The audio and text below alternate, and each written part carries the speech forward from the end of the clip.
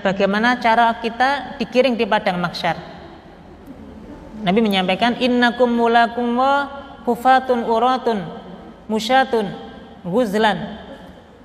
Dalam hadis riwayat Imam Al-Bukhari, Nabi menyampaikan, kalian akan menjumpai Allah Subhanahu wa taala dalam kondisi tidak menggunakan sandal, dalam kondisi telanjang, musyatun dalam kondisi berjalan kaki. Kita semua nanti akan datang menghadap Allah Subhanahu wa taala dalam kondisi berjalan kaki, dalam kondisi belum dikhitan, menandakan sebagaimana awal kita diciptakan, kondisi itulah yang menyebabkan kita akan menghadap Allah Subhanahu wa taala. Meskipun juga demikian, ada riwayat yang lain yang nanti mengabarkan bahwasanya ada orang yang ketika menghadap Allah Subhanahu wa taala dia menggunakan kendaraan. Nabi bersabda,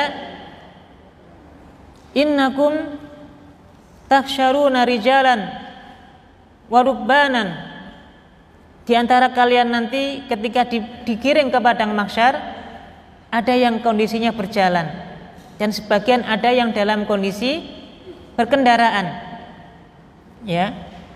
Kemudian ada di antara mereka itu yang kemudian menghadap Allah Subhanahu wa taala dalam kondisi diseret-seret wajahnya. Dan ini tentu sesuai dengan amalan kita, ya.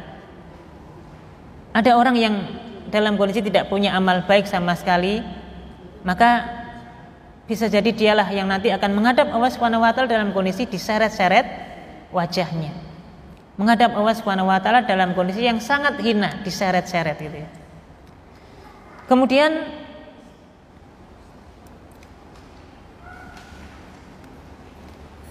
ini juga ditegaskan di dalam hadis yang lain bahwasanya ada seseorang yang berkata kepada Nabi dan mengatakan, ya Rasulullah, alladzina yuksharuna ala wujuhim ila jahannam. Wahai Rasulullah, Allah Subhanahu wa taala berfirman, orang-orang yang dihimpun di neraka jahanam itu dengan cara diseret wajah-wajah mereka. Yuksharul kafiru ala wajihi. Apakah orang-orang kafir itu nanti akan digiring dengan wajah-wajah mereka? Maka kemudian Nabi Shallallahu Alaihi Wasallam menjawab, bukankah zat yang membuat seseorang berjalan di atas kedua kakinya di dunia ini mampu untuk membuatnya berjalan di atas wajahnya? Ini menunjukkan kalau hari ini di dunia orang-orang kafir yang ingkar kepada Allah Subhanahu wa taala itu mampu berjalan dengan kedua kakinya, sebagaimana kondisi itulah nanti Allah Subhanahu wa taala juga mampu menjadikan orang-orang kafir yang ingkar itu datang kepada Allah Subhanahu wa taala dalam kondisi wajahnya diseret-seret gitu ya. Maknanya berjalan dengan menggunakan wajahnya. Ini menunjukkan akan kehinaan orang-orang kafir nanti di akhirat. Kemudian jamaah dirahmati, bagaimana kondisi orang-orang ketika dikumpulkan di padang mahsyar? Jadi dalam kondisi datang menuju Allah Subhanahu wa taala tadi dikumpulkan di padang mahsyar. Bagaimana kondisi orang di padang mahsyar?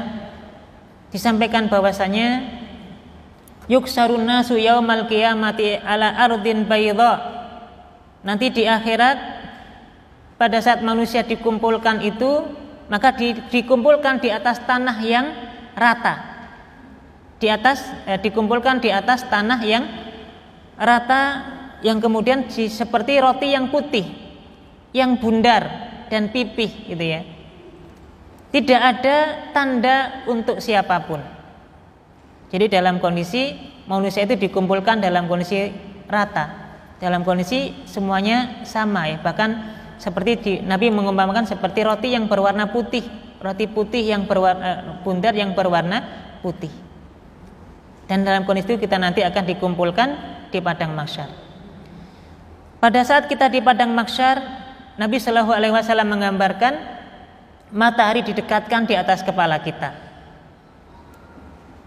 Dalam sebuah riwayat hadis, Nabi Shallallahu Alaihi Wasallam menyampaikan dari sahabat Al-Miqdad radhiyallahu anhu qala, sami'tu Rasulullah Shallallahu Alaihi Wasallam yaqul, saya pernah mendengar Nabi Shallallahu Alaihi Wasallam bersabda, tadnu asyamsu yaumal qiyamati minal khalqi hatta takuna minhum kamiqdari milin nanti pada hari kiamat, pada saat orang dikumpulkan di padang mahsyar, Allah Subhanahu wa taala menciptakan kembali matahari, dan matahari ini didekatkan persis di atas kepala semua makhluk, hatta takuna minhum kamigdari milin, sampai jaraknya itu hanya 1 mil saja. Sangat dekatnya matahari di atas kepala kita pada saat di padang mahsyar. Maka kemudian wallahu a'lam ya, yang dimaksud dengan mil ini berapa jaraknya? Yang secara zahir Nabi Shallallahu Alaihi Wasallam menyebutkan adalah jaraknya 1 mil. Tentu sangat dekat. Coba kebayang ya ibu-ibu, matahari hari ini saja di bumi, ya jaraknya jauh sekali dari kita di bumi ini. Dan di saat-saat tertentu kadang-kadang panasnya sangat menyengat gitu ya. Apalagi nanti di akhirat pada saat di padang mahsyar, matahari sangat dekat di atas kepala kita. Tentu panasnya luar biasa gitu nggih. Maka pada saat itulah manusia sebagaimana kondisi amalannya. Saking terik matahari yang luar biasa panas itu menyebabkan semua makhluk ke dalam kondisi kepanasan, dalam kondisi mengeluarkan keringat. Ada orang yang keringatnya sampai kaki saja, ada yang keringatnya sampai betisnya, ada yang keringatnya sampai lutut, bahkan ada yang keringatnya sampai sampai perutnya, sampai dadanya, ada yang sampai mulutnya. Bahkan nanti ada orang yang tenggelam dengan keringatnya sendiri karena saking panasnya pada waktu tersebut. Dan ini yang menjadikan orang tenggelam dengan keringatnya, karena memang amalannya, semua berdasarkan amalannya. Orang yang tenggelam, orang yang keringatnya sampai di mata kaki, bisa jadi amal baiknya lebih banyak dibandingkan dengan amal buruknya. Maka dia masih terselamatkan sampai di mata kaki saja. Dan sebaliknya orang yang sampai tenggelam, berarti ini memang orang yang sudah tidak ada lagi kebaikan dalam dirinya. Ya. Meskipun hari ini atlet renang sekalipun gitu ya, nanti tetap tidak akan bisa berlepas diri dari kondisi tersebut ya. Tentu ini karena faktor siksaan gitu ya, karena saking panasnya itu.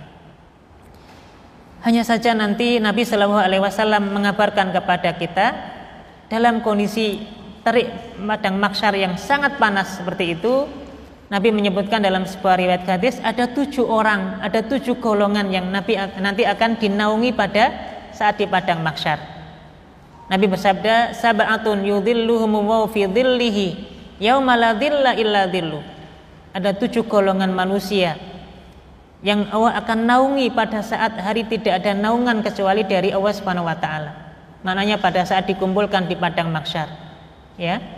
Maka terik matahari yang sangat panas itu menyebabkan kita sangat kepanasan, dan ada 7 golongan yang Allah naungi. Siapa 7 golongan ini? Yang pertama adalah al-imam al-adil, seorang imam pemimpin yang adil. Maka Nabi SAW menyampaikan dalam hadis ini, menempatkan imam yang adil menempati urutan yang pertama, pemimpin yang adil. Dan wawalam di sini Nabi menyebutnya secara umum ya, al-imam al-adil, pemimpin yang adil. Mulai dari pemimpin negara, pemimpin di wilayah provinsi misalnya gitu ya, di wilayah kabupaten, kecamatan dan seterusnya. Termasuk dalam rumah tangga kan ada pemimpin. Siapa pemimpinnya ibu-ibu? Bapak, seorang suami, pemimpin, ya kan? Maka pemimpin yang adil hakikatnya mendapatkan naungan di padang mahsyar. Kemudian yang kedua, wasyabun nasya'a fi ibadatillah, pemuda yang tumbuh beribadah kepada Allah Subhanahu wa taala. Maka pemuda yang umumnya digunakan waktunya untuk bersenang-senang, berfoya-foya ya. Kemudian pemuda yang taat kepada Allah Subhanahu wa taala, tumbuh dalam rangka beribadah kepada Allah Subhanahu wa taala, pemuda ini yang nanti termasuk golongan yang mendapatkan naungan. Kemudian yang ketiga, warajulun qalbuhu mu'allaqun fil masajid, orang-orang yang hatinya selalu terpaut dengan masjid. Orang-orang yang hatinya senantiasa tergantung dengan masjid, di mana-mana yang dicari masjid. Cari rumah, cari perumahan dekat masjid atau tidak gitu. Cari kira-kira tempat-tempat untuk sholat, yang dicari adalah masjid. Orang yang tergantung hatinya dengan masjid, ini termasuk orang yang mendapatkan naungan di sisi Allah Subhanahu wa taala. Wa rajulani tahaba fillah.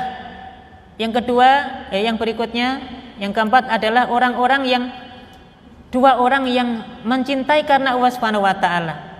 Ijtama alaihi wa tafarraqa alaihi.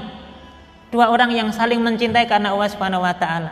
Bertemunya karena Allah Subhanahu wa taala, berpisahnya juga karena Allah Subhanahu wa taala.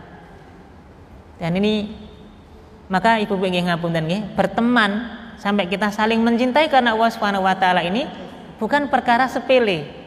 Karena ini ternyata menjadi satu sebab kita akan mendapatkan naungan di sisi Allah Subhanahu wa taala nanti. Itulah sebabnya nggih ibu, mohon maaf kalau kita mencintai saudara muslim kita dengan kecintaan yang sangat kuat ya, dan tentu karena Allah Subhanahu wa taala, kita diperintahkan untuk mengutarakan cinta kita ini kepada teman kita tadi. Kemudian wa rajulun da'athu imra'atun dzatu mansibin wa jamalin faqala inni akhafullah. Berikutnya adalah orang yang diajak seorang wanita, dan wanita ini punya kedudukan, punya kecantikan ya, untuk berbuat zina dengan laki-laki tersebut. Kemudian laki-laki yang diajak berzina oleh wanita itu kemudian dia mengatakan inni akhafullah, sesungguhnya aku takut kepada Allah Subhanahu wa taala. Seseorang yang bisa menjaga dirinya, tidak berbuat dosa, tidak berbuat maksiat, meskipun ada peluang baginya untuk melakukan dosa ya. Dia ditawari wanita yang cantik, yang punya kedudukan ya, yang wanita terhormat untuk berbuat zina, tapi bisa menolaknya. Orang seperti ini nanti yang akan mendapatkan naungan di sisi Allah Subhanahu wa taala. Wa rajulun tasaddaqa bi shadaqatin fa akhfaha hatta la ta'lam shimaluhu. Seorang yang bersedekah, ketika dia bersedekah, dia sembunyi-sembunyi, dia sembunyi-sembunyikan, tidak ditampakkan amalannya. Sedekahnya ikhlas karena Allah Subhanahu wa taala, enggak perlu untuk banyak dilihat sama orang. Hatta la ta'lam shimaluhu ma tunfiqu yaminuhu. Sampai-sampai diibaratkan oleh Nabi sallallahu alaihi wasallam ketika dia bersedekah ya, menggunakan tangan kanannya itu seolah-olah tangan kirinya ini enggak melihat. Saking sembunyi-sembunyinya sedekah ini. Makanya di antara keutamaan sedekah adalah sedekah dengan sembunyi-sembunyi. Karena sedekah yang dilakukan dengan sembunyi-sembunyi, sedekah ini yang bisa menyebabkan seorang terhindar dari bencana gitu ya. Sedekah yang dilakukan dengan cara sembunyi-sembunyi. Maka ini penting ya Ibu, ngapunten, mungkin pernah kita membantu orang, pernah kita membantu masjid misalnya, atau meringankan beban orang lain, sudahlah cukup kita sendiri yang tahu dan Allah Subhanahu wa taala. Tanpa harus kita ceritakan kepada orang lain ya. Nanti kalau diceritakan paling tidak kita sudah terjangkit penyakit riya, penyakit sum'ah, dan ini bisa menjadi penggugur amal kita gitu. Apalagi misalnya kita ini sudah infak, sudah misalnya bersedekah, orang nggak tahu, tapi kita ceritakan kepada orang lain, bu jenengan tak ceritani bu gitu ya. Itu kalau tadi nggak saya bantu mungkin itu sudah nggak bisa makan bu 2 hari ini gitu ya. Itu saya bu yang bantu bu, mau bukti kwitansinya bu, ini ada kwitansinya. Ini sum'ah nanti jadinya ya, nggak ada faedah. Maka orang yang bersedekah kemudian dia sembunyikan sedekahnya, tidak diketahui sama orang lain, maka hakikatnya ini yang menjadikan dia mendapatkan naungan di sisi Allah Subhanahu wa taala. Wa rajulun dzakara wa khaliyan fafadat ainahu.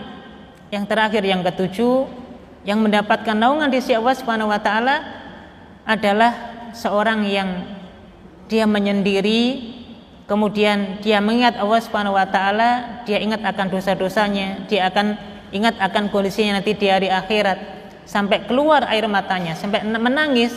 Maka tangisan seperti ini yang menyebabkan orang itu dinaungi nanti di akhirat ya, pada saat matahari didekatkan di atas kepala kita. Nah, untuk itulah ibu-ibu yang dirahmati Allah ya, tentu kita berharap ya 7 di antara amalan ini bisa kita miliki, sehingga ketika di padang mahsyar nanti kita dikumpulkan di padang mahsyar dalam kondisi kita mendapatkan naungan di sisi Allah Subhanahu wa taala.